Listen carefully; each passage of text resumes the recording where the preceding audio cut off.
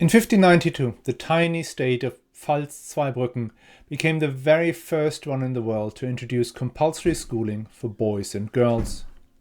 The ruler who ordered this was Johann I, Count Palatine of Pfalz-Zweibrücken.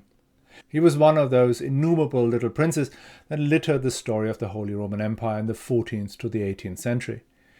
He inherited his small duchy through a division of his father's estate. His statelet was so poor that for the first 8 years he could not even afford to live there. He had to lodge with his brother, who he despised.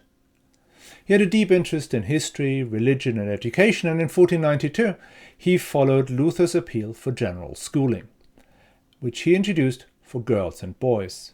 Württemberg had introduced compulsory schooling in 1559, but only for boys.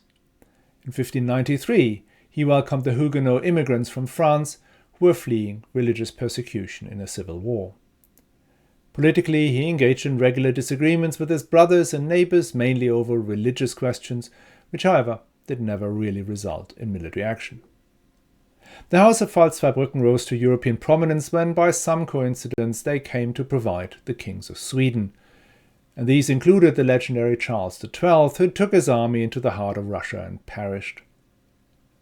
Now, this little vignette shows both the weakness and the strength of the Holy Roman Empire. Yes, it created tiny, essentially non-viable political entities that engaged in petty squabbling.